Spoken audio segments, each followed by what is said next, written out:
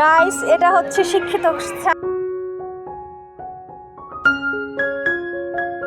এই কুমড়ো শাকটাকে আমরা অনেকেই অবহেলা করে থাকি।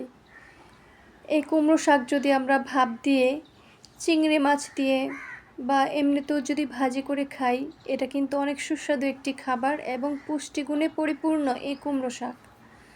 সো দেখতেই পাচ্ছেন এখানে আম্মু হচ্ছে কুমড়ো শাক কেটে নিয়েছে। এগুলো হচ্ছে আম্মু বুনছিল সেই শাক। মূলত আজকে আমি চিংড়ি মাছ দিয়ে কুমড়ো শাকের ঝোল রান্না করব। আসসালামু আলাইকুম এভরিওয়ান, কেমন আছেন সবাই? আমি সুইটি ব্লগ চলে আসছি আরও একটি নতুন ভিডিও নিয়ে। প্রিয় দর্শক, আশা করছি আমার আজকের ভিডিওটি আপনাদের সবার কাছে ভালো লাগবে। যদি ভালো লাগে তাহলে প্লিজ অবশ্যই লাইক কমেন্ট শেয়ার করবেন।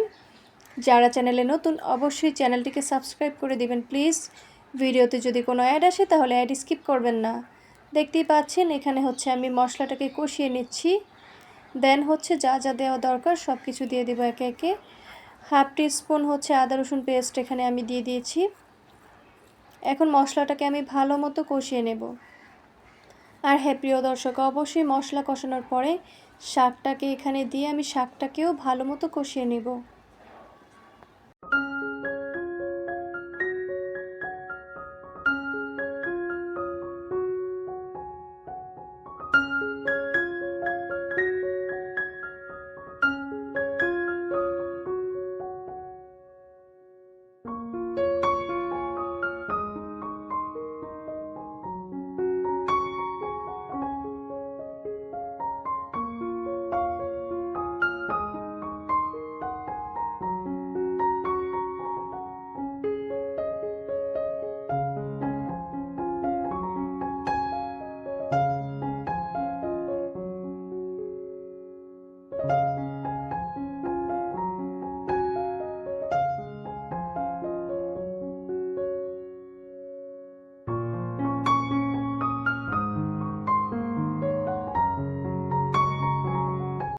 এই তো আমার শাক কষানো শেষ। এখন আমি পরিমাণ মতো পানি দিয়ে দেব। পানি দিয়ে কড়াইটাকে হচ্ছে আমি ঢাকা দিয়ে দেব, যেন আমার শাকগুলো ভালো মতো সেদ্ধ হয়ে যায় পুরোপুরি। এই তো আমার পুষ্টিকর এবং মজাদার কুমড়ো শাকের ঝোল রান্না রেডি। দেখতেই পাচ্ছেন প্রিয় দর্শক কতটা লোভনীয় হয়েছে। আপনারা একবার হলেও এরকম চিংড়ি মাছ দিয়ে কুমড়ো শাকের ঝোল করে খাবেন। আর এখানে আছে অনেকগুলো ব্রয়লার মুরগি, এগুলো কেটে ধুয়ে পরিষ্কার করে নিয়েছি। দেন হচ্ছে ফ্রিজে রেখে দেবো এখন।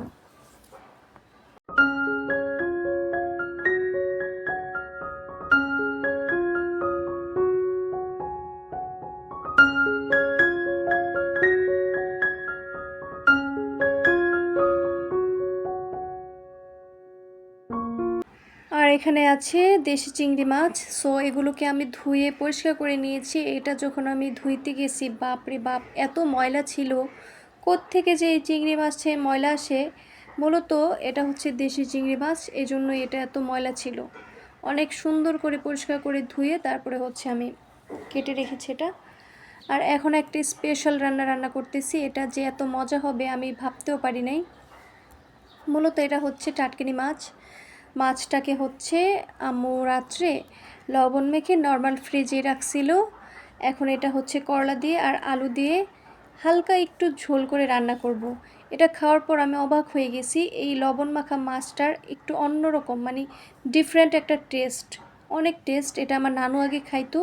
আর আমি না করতাম নানুকে যে তুমি এটা কি খাও, লবণ মেখে মাছ, এটা কি মজা, বলতো যে একটু খেয়ে দেখ, খেতাম না।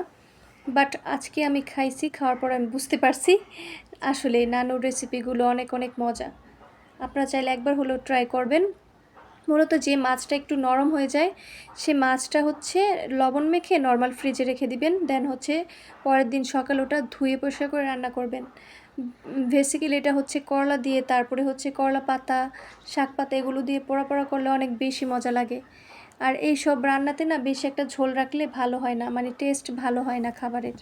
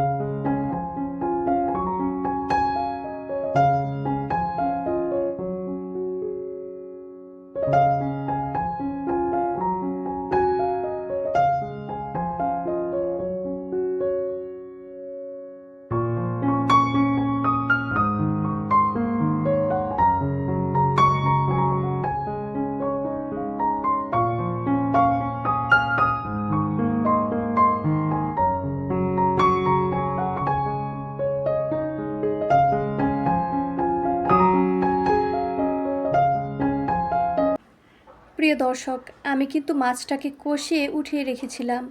এরপরে হচ্ছে আলুটাকে ভালো মতো কষিয়ে নিয়েছি, আপনারা অবশ্যই দেখেছেন। এখন হচ্ছে আমি করলাগুলো দিয়ে দিলাম।